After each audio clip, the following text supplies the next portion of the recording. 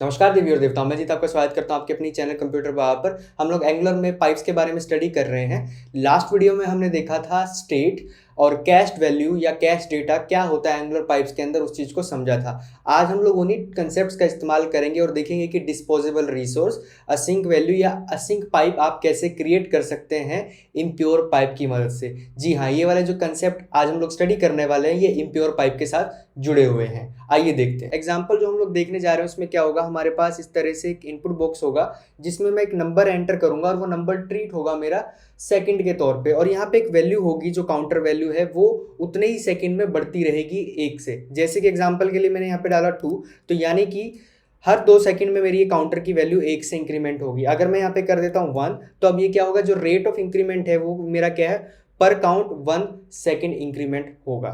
आइए यही वाली चीज हम लोग बना के देखते हैं और समझते हैं डिस्पोजेबल रिसोर्स और ये असिंक पाइप कैसे क्रिएट कर सकते हैं इम्प्योर की मदद से।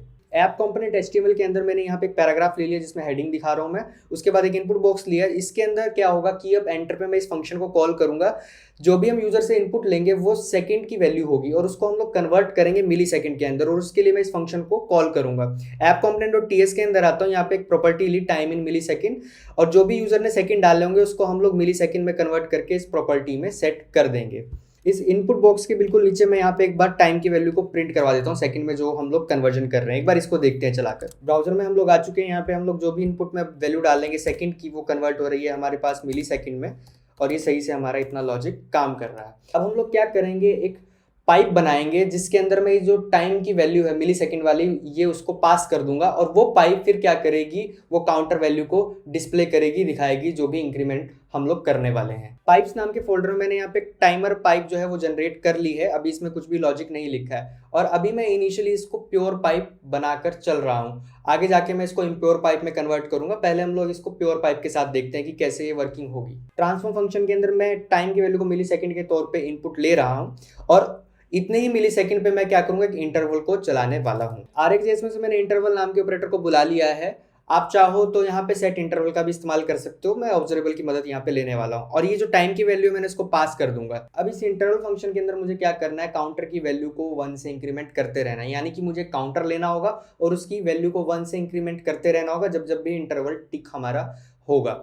RxJS के अंदर हमारे पास पहले से फैसिलिटी है कि इंटरवल जो है वो हमारे पास सब्सक्राइब करने पे एक वैल्यू को, या आप कह सकते हो काउंटर को, रिटर्न करता है। एक बार मैं कंसोल पे आपको लॉग करवाता हूँ। ऐप कंपोनेंट एचटीएमएल के अंदर आता हूँ। ये जो टाइम इन मिली सेकेंड था इसको मैं भेज देता हूँ टाइमर पाइप के पास। तो यहाँ पर मैं टाइमर पाइप लगा रहा हूँ और इसको लिख देते हैं कि कंप्लीटेड। ब्राउजर में इसका आउटपुट देखते हैं। ब्राउजर में हम लोग देख पा रहे हैं कंप्लीटेड अभी क्या आ रहा है, कुछ भी नहीं वैल्यू आ रही है हमारे पास, क्योंकि ट्रांसफॉर्म फंक्शन ने कुछ भी रिटर्न नहीं किया है। लेकिन जैसे ही हम लोग कंसोल को चेक करते हैं तो आप देखेंगे कि यहाँ पे इंटरवल स्टार्ट हो चुका है। ये कैसे हुआ, इनिशियली जब हमारी एप्लीकेशन स्टार्ट हुई, एंगुलर ने पाइप को कॉल किया और टाइम की वैल्यू जो थी वो अनडिफाइंड पास कर दी। और इंटरवल में जब हम लोग अनडिफाइंड वैल्यू पास करते हैं RxJS के जो हमारा इंटरवल फंक्शन है उसके अंदर, तो वो 0 एज्यूम कर लेता है कि अनडिफाइंड है, तो मतलब 0 मिली सेकेंड। तो 0 मिली सेकेंड में वो काउंटर स्टार्ट हो गया हमारे पास और कंसोल पे वैल्यूज प्रिंट हो रही हैं। इस चीज को अवॉइड करने के लिए हम लोग क्या कर सकते हैं, ट्रांसफॉर्म फंक्शन के अंदर मैं इंटरवल से पहले एक कंडीशन दे सकता हूं कि अगर टाइम की वैल्यू नहीं आ रही है कुछ भी तो रिटर्न कर जाओ। अनडिफाइंड हम लोग यहाँ पे रिटर्न कर रहे हैं, तो इससे क्या होगा कि इंटरवल मेरा स्टार्ट नहीं होगा इनिशियली जब तक कि मैं टाइम की कोई वैल्यू को सेट ना करूँ, क्योंकि प्योर पाइप है, जब भी चेंज आएगा टाइम की वैल्यू में तभी इंटरवल हम लोग स्टार्ट करने वाले हैं। तो अब यहाँ पे ब्राउजर में हम देख रहे हैं कि कोई भी हमारा इंटरवल स्टार्ट नहीं हुआ है। जैसे मैं यहाँ पे करता हूँ कि 2, तो हमारा 2 सेकेंड पे वहाँ पे इंटरवल स्टार्ट हो जाएगा। तो आप देख पा रहे हैं कि पर 2 सेकेंड वो एक इंक्रीमेंट कर रहा है। अब इसी वैल्यू को मुझे यहाँ पर दिखाना है कंप्लीटेड में कि इतना % आपका कंप्लीट हुआ है।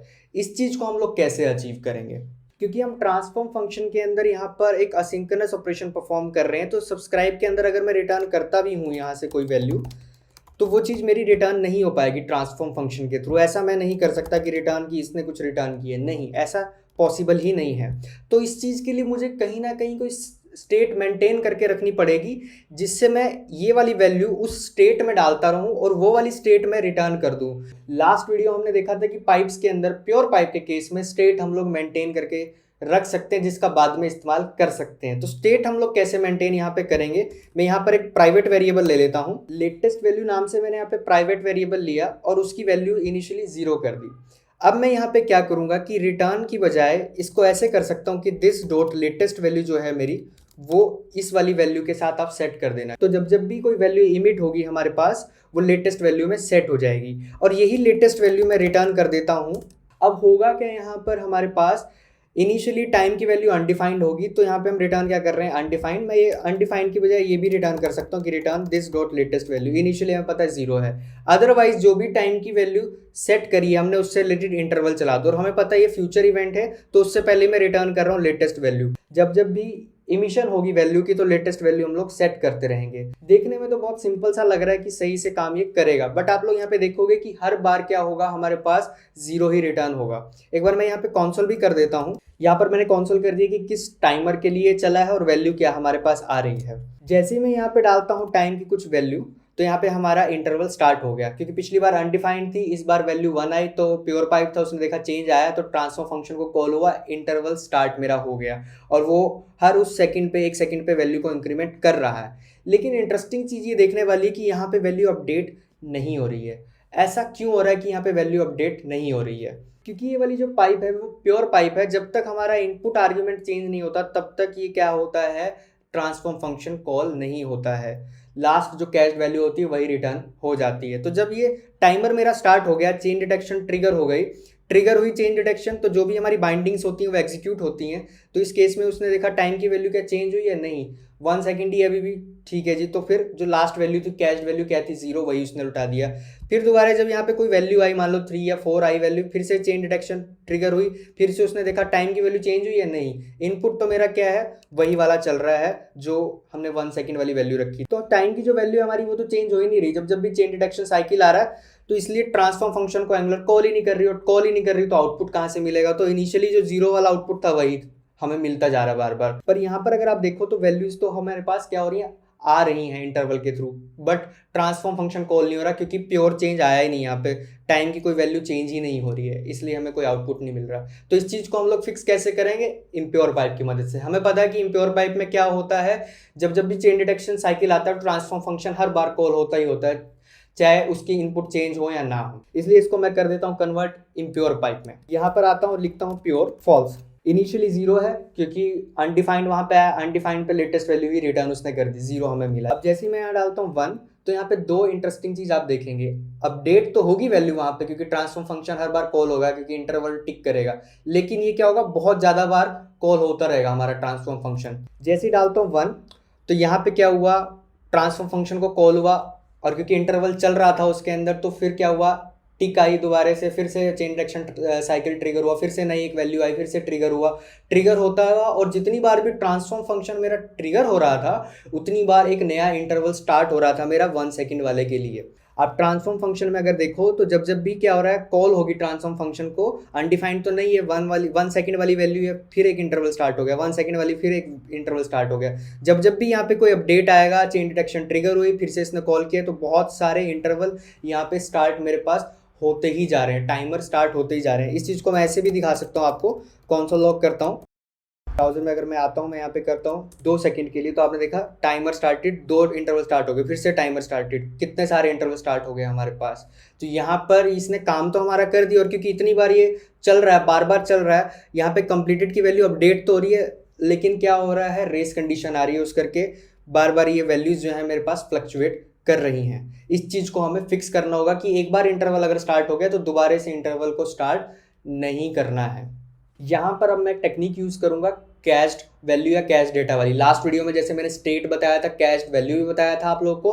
कैश्ड वैल्यू इम्प्योर के केस में हम लोग यूज़ करते हैं ताकि क्या कर सकें, ऑप्टिमाइज कर सकें। बार बार अगर कॉल होती भी है ट्रांसफॉर्म फंक्शन को, तो उस केस में जो कैश्ड वैल्यू है वो एज ए रिजल्ट के तौर पर मेरे पास चली जाए। यहाँ पर मैंने एक प्राइवेट प्रॉपर्टी ले ली, cash time in millisecond, और जो भी हमारे पास टाइम आ रहा होगा उसको मैंने सेट करके रख दिया, ताकि अगर टाइम मेरा सेम है तो कैश वैल्यू को मैं रिटर्न कर सकूँ, टाइम में अगर चेंज नहीं आया। तो इसके लिए मैं यहाँ पे इफ में एक कंडीशन भी लगा देता हूँ। यहाँ पर मैंने इफ के अंदर एक कंडीशन और लगा दी कि कैश टाइम जो है मेरे पास, जो मैंने रखा हुआ है, अगर वो मैच कर जाता है जो टाइम हमारे पास आ रहा है मिली सेकेंड में, तब मुझे क्या कर देना है, लेटेस्ट वैल्यू जो लास्ट वैल्यू है उसी को रिटर्न करते रहना है। तो इससे बेनिफिट ये होगा, टाइम में अगर चेंज नहीं आ रहा तो ट्रांसफॉर्म फंक्शन कॉल तो हो ही रहा है, क्योंकि टिक चलते रहेगा तो कॉल होगा ही होगा, इसमें एंगुलर करेगी क्योंकि इम्प्योर पाइप है। बट उससे क्या होगा कि ये बार बार इंटरवल नीचे वाले हमारे नहीं चलेंगे जब तक कि कोई टाइम में वैल्यू में चेंज नहीं आता है। ब्राउजर में हम देख रहे हैं स्टार्टिंग में क्या है, टाइम की वैल्यू अनडिफाइंड थी तो उसने लेटेस्ट वैल्यू 0 रिटर्न हमारे पास कर दी। अब जैसे ही मैंने यहाँ पे किया 1 तो हम देखेंगे टाइमर स्टार्ट हो चुका है, और अब कोई दूसरा टाइमर स्टार्ट नहीं हो रहा, 1 वाला एक ही बार चला है टाइमर मेरा।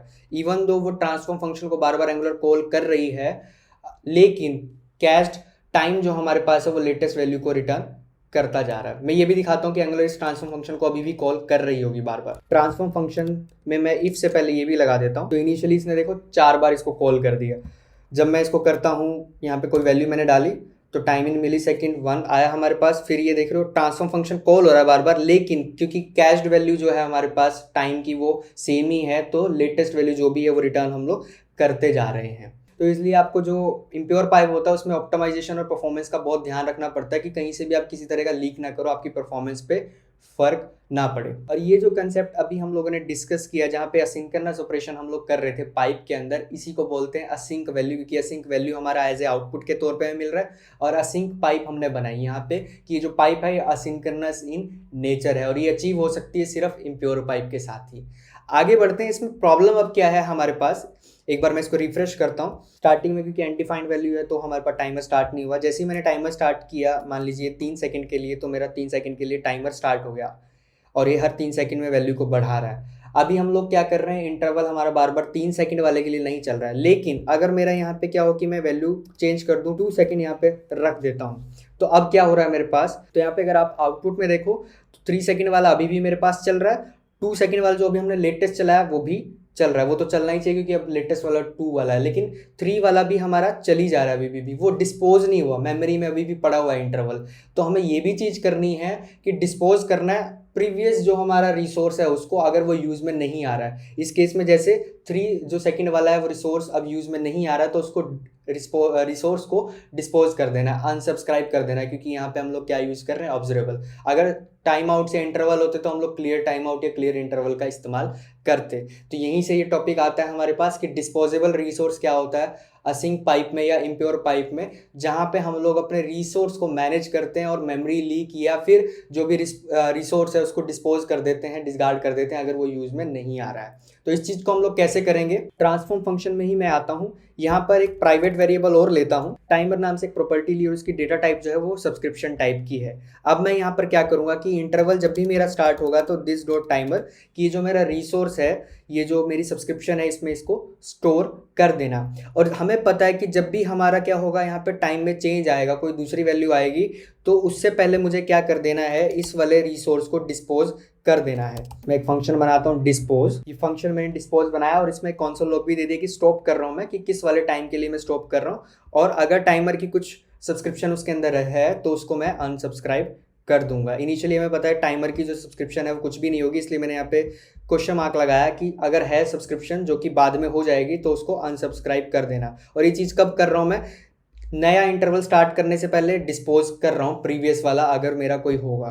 तो यहाँ पर बहुत इंपॉर्टेंट बात यही चीज़ है कि डिस्पोजेबल रिसोर्स को पहचान आपको रखनी होगी कि क्या हो सकते हैं। और ये कंसोल लॉग वाली स्टेटमेंट मैं इसको हटा देता हूँ। अब ब्राउजर में अगर मैं आता हूँ, स्टार्टिंग में अनडिफाइंड है तो कोई भी मेरा चीज़ नहीं चली, लेटेस्ट वैल्यू 0 उसने दे दी है। अब मैं यहाँ पे करता हूँ 2 सेकेंड, तो टाइमर मेरा पिछली बार वाला कोई था नहीं था, तो टाइमर स्टॉप अनडिफाइंड, लेकिन यहाँ पे अब एक नया टाइमर स्टार्ट हो गया 2 सेकेंड वाला, उसकी वैल्यूज़ यहाँ पे जनरेट हो रही हैं। अब मैं यहाँ पे करता हूँ कि मुझे टाइमर स्टार्ट करना है 1 सेकेंड के लिए, तो आप देख रहे हैं टाइमर स्टॉप हो चुका पिछले वाला और जो नया है वो मेरा स्टार्ट हो रहा है। तो पिछले वाला रिसोर्स मैं यहाँ पे डिस्पोज कर रहा हूँ, डिसगार्ड कर रहा हूँ, ताकि मेमोरी लीक ना हो सके या रिसोर्स मेरा लीक ना हो सके। अब एक चीज़ पे हमें और ध्यान देना है कि डिस्पोज तब भी हमें करना है अपने रिसोर्स को जब ये मेरा पाइप डिस्ट्रॉय हो जाए मेमोरी में से, या फिर वो जो कंपोनेंट है या जो भी चीज़ है वो डिस्ट्रॉय हो जाए मेमोरी में से, तब भी उस रिसोर्स को डिस्पोज करना है। एक कंडीशन मैं क्रिएट करता हूँ जहाँ पे मेरा जो पाइप है वो डिस्ट्रॉय हो जाएगी लेकिन रिसोर्स मेरा डिस्पोज नहीं हो पाएगा। आइए बनाते हैं। HTML फाइल के अंदर मैं आता हूँ और ये जो पैराग्राफ है इसके ऊपर एक कंडीशन लगा देता हूँ। यहाँ पे कंडीशन क्या लगाए कि अगर ये डिस्ट्रॉयड नहीं है तो मुझे ये दिखाना है, अदरवाइज मुझे क्या करना है, इसको नहीं दिखाना है। बटन ले लिया टॉगल करने के लिए, ताकि मैं क्या कर सकूँ, ये जो हमारा इस डिस्ट्रॉयड वाला प्रॉपर्टी है इसको टॉगल कर सकूँ अपने हिसाब से जब भी इसको डिस्ट्रॉय करना हो या फिर वापस से लेके आना हो। TS में वेरिएबल बना लेते हैं। यहाँ पे मैंने वेरिएबल बना के इनिशियली इसको फॉल्स कर दिया कि शुरू में मुझे दिखाना है इसको। स्टार्टिंग में हमारे पास दिखाई दे रहा है। जैसे ही मैं अब यहाँ पे करता हूँ 1 एंटर मैंने किया तो मेरा टाइमर स्टार्ट हो चुका है, जो कि सही है बिल्कुल। अब अगर मैं क्या करता हूँ, टॉगल करता हूँ पाइप को, तो ये मेरा डिस्ट्रॉय हो गया, लेकिन मेरा रिसोर्स जो है अभी भी वो मेमोरी में है। आप देख पा रहे हैं अभी भी टाइमर मेरा चल रहा है। तो यहाँ पर फिर से एक मेमोरी लीक या फिर रिसोर्स लीक हमारा हो रहा है। जब दोबारा लाता हूँ, स्टार्ट कर दिया टाइमर को 1 सेकंड के साथ ही। अब इस चीज़ को फिर से मैनेज हम लोग कैसे करेंगे, रिसोर्स को डिस्पोज करके। लेकिन कब करना है रिसोर्स को डिस्पोज हमें, जैसे हमारे पास कंपोनेंट में ng on डिस्ट्रॉय होता है, वैसी पाइप के अंदर भी ng on डिस्ट्रॉय मेथड होता है, जिसको एंगुलर कॉल करती है पाइप को डिस्ट्रॉय करने से पहले। जैसे कंपोनेंट को डिस्ट्रॉय करने से पहले उसका ng on destroy method call करती है। IOC मेथड को लिखते हैं, इंप्लीमेंट करते हैं उस इंटरफेस को, और वहां पर भी इसको डिस्पोज कर देते हैं रिसोर्स को। टाइमर पाइप के अंदर मैं आता हूँ, यहाँ पे इंप्लीमेंट करता हूँ ऑन डिस्ट्रॉय हमारा जो इंटरफेस है, और इसको मैंने एंगुलर कोर में से बुला लिया है। ng on डिस्ट्रॉय मेथड के अंदर मैं सिंपली क्या कॉल करूंगा, दिस डॉट डिस्पोज, कि भाई जब भी आप इस पाइप को डिस्ट्रॉय करोगे तो डिस्पोज फंक्शन को कॉल कर देना, ताकि कोई भी सब्सक्रिप्शन अगर चल रही है तो उसको मेमोरी में से हटा दो, रिसोर्स को खत्म कर दो। एक चीज ध्यान रखिए कि जो ng on डिस्ट्रॉय है, ये मेथड जो है आप यूज़ कर सकते हो पाइप के लिए भी। ये वाला मेथड आप यूज़ कर सकते हो कंपोनेंट में भी, डायरेक्टिव में भी, सर्विस में भी, सभी जगह है। एंगुलर आपको बहुत अच्छी फैसिलिटी देती है कि आप जिससे आप रिसोर्स अपने मैनेज कर सकते हैं, मेमोरी मैनेज कर सकते हैं, डिस्पोज कर सकते हैं जब उनकी कोई ज़रूरत नहीं है। अब इसको अगर हम लोग चलाते हैं, मैंने यहाँ पे किया 1, तो स्टार्टिंग मेरा हो चुका है। जैसे ही मैं करता हूँ इसको टॉगल पाइप को, तो टाइमर मेरा स्टॉप हो गया, क्योंकि ng on डिस्ट्रॉय मेथड को कॉल हुआ और वो डिस्पोज मेरा रिसोर्स हो गया जो सब्सक्रिप्शन चल रही थी। अब आगे की तरफ बढ़ते हैं। मैं चाहता क्या हूँ कि जो हमारे पास ये जो परसेंटेज हम दिखा रहे हैं, ये 100 पे जाके काउंटर रुक जाए, उसके बाद ये इंक्रीमेंट ना हो। और यहाँ पर मैं एक चीज़ और करता हूँ, जो मिली सेकेंड दिखा रहा हूँ, और इधर दिखा देते हैं टाइम इन मिली सेकेंड। तो यहाँ पर हमारे पास एक यूज़र एक्सपीरियंस अच्छा हो जाएगा कि उसे दिखता रहेगा कि कौन सी वैल्यू के लिए वो चल रहा है, कितने सेकंड के लिए। आइए इसको 100 तक इंक्रीमेंट वाला जो लॉजिक है वो बनाते हैं। पाइप के अंदर मैं आता हूँ और हमें पता है सब्सक्राइब के अंदर वो वैल्यू जनरेट होती जा रही है और यहीं पे इंक्रीमेंट हम लोग कर रहे हैं। इस वैल्यू के साथ मैं कंडीशन लगा देता हूँ कि अगर मेरा जो वैल्यू है वो ग्रेटर देन या इक्वल हो जाती है 100 के, तो आप 100 ही दो, अदरवाइज आप क्या करो, जो भी हमारी वैल्यू होगी उसी को हम लोग रिटर्न कर देंगे। आइए इसको चला कर देखते हैं। यहाँ पर मैं वैल्यू को इनपुट करता हूँ ताकि जल्दी से कंप्लीट हो सके 100% पे, मैं आपको इसका आउटपुट दिखा सकूँ। हमारा कंप्लीट हो चुका है। पहली प्रॉब्लम हम देख पा रहे हैं कि क्या है कि इंटरवल अभी भी मेरा चलता जा रहा है, क्योंकि हम लोग इंटरवल के अंदर क्या डिस्पोज ही नहीं कर रहे हैं इसको, 100 के बाद उसको रोक ही नहीं रहे हैं, हमें रोकना चाहिए। और यहाँ पे 100% अभी भी क्यों दिखाई दे रहा है, क्योंकि इंटरवल के अंदर जब भी वो कॉल होगी तो वैल्यू तो ग्रेटर से हो ही चुकी है ज़्यादा, तो लेटेस्ट वैल्यू 100 ही सेट करता जा रहा है, हर बार 100 ही सेट करता जा रहा है, और ट्रांसफॉर्म फंक्शन वैल्यू दिखाए जा रहा है 100 वाली। दूसरी चीज़ क्या है, यहाँ पे हमारे पास ये 100 तक कंप्लीट हो चुका है हमारे पास। अगर मैं क्या करता हूँ, यहाँ पे कोई दूसरा टाइमर स्टार्ट करता हूँ, तो दूसरा टाइमर भी स्टार्ट हमारे पास हो गया, जो कि नहीं होना चाहिए। एक बार 100 तक पहुंच गया तो वही वाला रहना चाहिए। तो ये दो प्रॉब्लम है कि पिछला डिस्पोज नहीं हो रहा है हमारे पास, वो जब 100 तक पहुंच जा रहा है, और दूसरा क्या है कि जो टाइम हम लोग डाल रहे हैं फिर से टाइम स्टार्ट करता जा रहा है। तो इन दोनों चीज़ों को रोकना है। ट्रांसफॉर्म फंक्शन के अंदर आता हूँ और इस इफ कंडीशन में लगा देता हूँ कि अगर मेरी लेटेस्ट वैल्यू 100 तक हो जाती है तो मुझे लेटेस्ट वैल्यू ही रिटर्न करनी है, फिर उसके बाद कोई नया टाइमर नहीं स्टार्ट करना। इससे ये वाली प्रॉब्लम हमारी फिक्स हो गई।